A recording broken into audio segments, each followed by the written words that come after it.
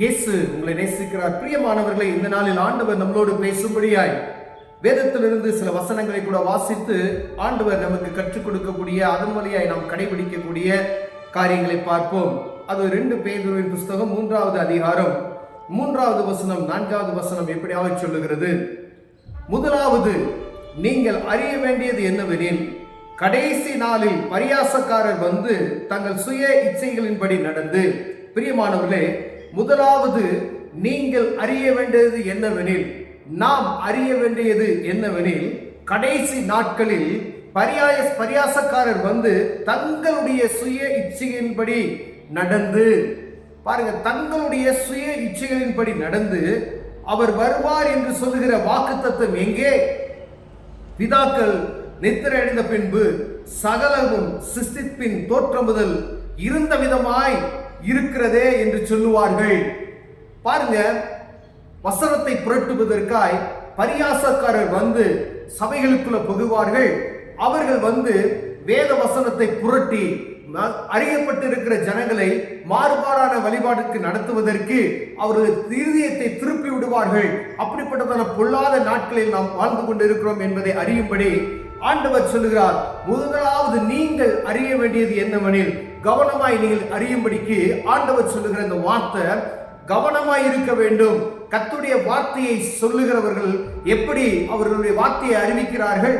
வசனத்துக்கு விரோதமாய் பேசுகிறார்களா, வசனத்தின் பிரகாரமா பேசுகிறார்களா என்று பார்க்கும்படியாய் ஆண்டவர் உங்களோடு என்னோடு பேசிக் கொண்டிருக்கிறார். பிரியமானவர்களே, பாருங்க, அவங்க சொல்றது பூர்வ காலத்தில் இருந்தபோது பிதாக்கள்லாம் இறந்து போயிட்டாங்க, அதே போல சிருஷ்டிப்பு எப்படி இருக்கிறதோ அதே போலதான் இருக்கிறது என்று மட்டும் சொல்லுவார்கள்.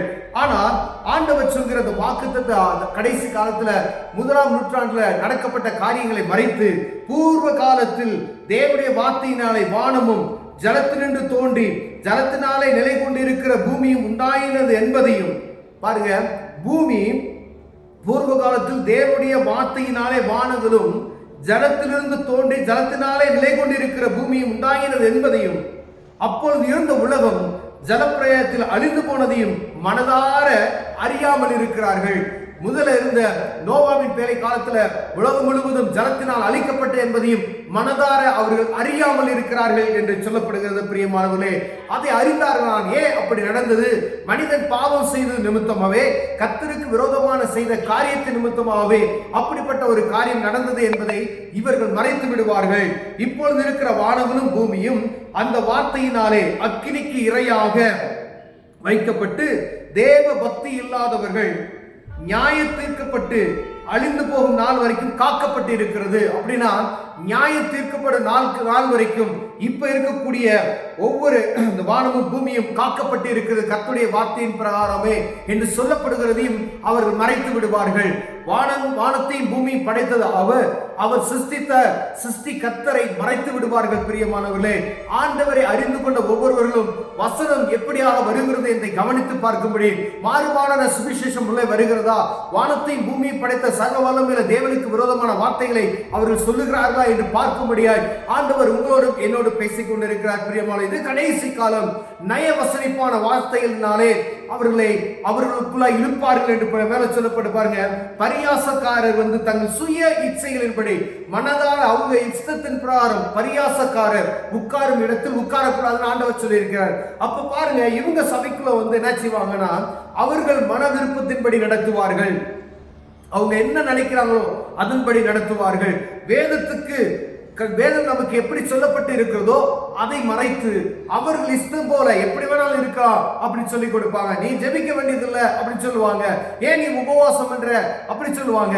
மனதார அவங்க மனதில் எப்படி தோன்றதோ அப்படியெல்லாம் நடத்தணும்னு நினைப்பாங்க. ஆண்டவர் சொல்லுகிறார், நீங்கள் கவனிக்க வேண்டியது கடைசி நாள் இப்படிப்பட்டதான காரியங்களா நடக்கும். அப்பொழுது கவனமாயும் எச்சரிப்பாயும் இருக்கும்படியாய் ஆண்டவர் உங்களோடு என்னோடு பேசுகிறார். பிரியமானவர்களே, கடைசி காலம் இது. கடைசி கடைசி காலம் என்பதை நாம் நல்லா தெளிவா இருந்திருக்கிறோம். ஆண்டவர் அடிக்கடி நமக்கு இந்த வார்த்தைகளை சொல்லிக் கொண்டே வருகிறார். ஊழியர்கள் நிமித்தமாய் எங்கு பார்த்தாலும் இது கடைசி காலம், உலகம் எங்கும் என்ன செய்து யுத்தம் நடந்து கொண்டிருக்கிறது, பஞ்சங்கள் இருக்கிறது, பலவிதமான அன்பு தணிந்து போய்விட்டது, மனிதனுக்கு மனிதன் இருக்கக்கூடிய அன்பு தணிந்து போய்விட்டது என்பதை நாம் அறிந்திருக்கிறோம். இப்படிப்பட்ட காலகட்டத்தில் தான் கடைசி காலம், அவர் வருவார், இயேசு கிறிஸ்து மீண்டுமாய் வருவார் என்கிற செய்தி நமக்கு அறிந்திருக்கிறோம். பிரியமானவர்களே, இப்பொழுது நம்ம எப்படி கவனமாய் இருக்க வேண்டும் என்று ஆண்டவர் சொல்கிறார். வேத வசனத்துக்கு கீழ்ப்படிந்து அதன்படி நடக்கும் பொழுது அவருடைய வருகைக்கு நாம் எதிர்கொண்டவர்களாய் இருப்போம். ஒருவேளை அவருடைய வருகைக்கு எதிர்கொண்டு இல்லாதபடிக்கு நயவசிப்பான பேச்சுகளுக்கு அடிமைப்பட்டு நம்ம மனதார எப்படி வேணாலும் வாழ்ந்து கொள்ளலாம் என்று வாழ்வோமே, ஆனால் கடைசி காலத்தில் கைவிடப்பட்ட ஒரு சூழ்நிலை. இந்த வானமும் பூமி எதுக்கு வைக்கப்பட்டிருக்கிறார்? பக்தி இல்லாதவர்களுக்கு, கடவுள் பயம் இல்லாதவர்களுக்கு அந்த அக்கினி தீர்ப்பாக இருக்கும் என்று சொல்லப்படுகிற அதற்காக வைக்கப்பட்டிருக்கிறது என்பதை நாம் அறிந்திருக்கிறோமே. அதனால ஒவ்வொரு நாளும் ஆண்டவர் நமக்கு சொன்ன வார்த்தையின் படியால் வசனத்தின் பிறகு கற்றுக்கொண்டு அவர் சொல்லுகிற வார்த்தைக்கு செவி கொடுத்து வேதம் நமக்கு எப்படி கற்றுக் கொடுத்திருக்கிறதோ அதன்படி நடக்க கவனமாய் இருக்கும்படி ஆண்டவர் உங்களோடும் என்னோட பேசுகிறார். பிரியமானவர்களே, ஒருவேளை யாராவது நம்மளுடைய நீங்க ஜெபிக்காதீங்க, ஜெபிக்க தேவையில்லை அப்படின்னு சொன்னாங்கன்னா நீங்க கவனமா இருக்கணும். அங்க அவங்க கிட்ட ஏதோ ஒரு குறை இருக்கிறது, நீங்க ஜெபிக்கணும். ஜெபிக்காதபடி ஒன்றுமே நடக்காது. வேத வாசிக்கணும். நீங்க வேத வாசிக்க தேவையில்லை, நீங்க வந்தீங்கன்னா டிவியில ஓடும், எப்படி வேணாலும் நீங்க வசனத்தை நீங்க பார்த்துக்கலாம், பைபிள் கொண்டு வராதீங்க அப்படின்னு சொன்னாங்கன்னா அப்ப ஏதோ ஒரு ஆண்டவருக்கு விருப்பம் இல்லாத காரியம் அந்த இடத்தில் நடக்கிறது என்பதை அறிந்து கொள்ளும். வேத வசனத்தை எப்பொழுதும் வாசிக்க வேண்டும், ஜெபம் செய்ய வேண்டும் என்பது உறுதியாக இருக்க வேண்டும். பிரியமானவர்களே, நீங்க ஆண்டவர்கிட்ட பேசணும். அவர் பேசுகிறது வேத வசனத்தின் மூலமா நாம் தெரிந்து கொள்ள முடியும். அப்படி இருக்கும் பொழுது ஆண்டவர் நமக்கு இந்த மாதிரி காரியத்துல நயவசிப்பான பேச்சுகளுக்கு விலக்கி நம்மளை காத்துக்கொள்ள வல்லவராக இருக்கிறார். வசனத்தை அறிந்திருந்தால் மாத்திரமே இந்த பொல்லாங்கன் விரிக்கிற வலைகளில் இருந்து தப்பித்துக் கொள்ள முடியும். கூடுமானால் தெரிந்து கொள்ளப்பட்டவர்களே வஞ்சிக்கப்படுகிற காலம் என்று சொல்லப்படுகிற இந்த காலத்துல அறியப்பட்டவர்கள், மிகவும் ஆண்டவரை அறிந்து கொண்ட பிள்ளைகள் வஞ்சிக்கப்படுவாங்க. அவங்க பேசுகிற விதமே வித்தியாசமா இருக்கும்.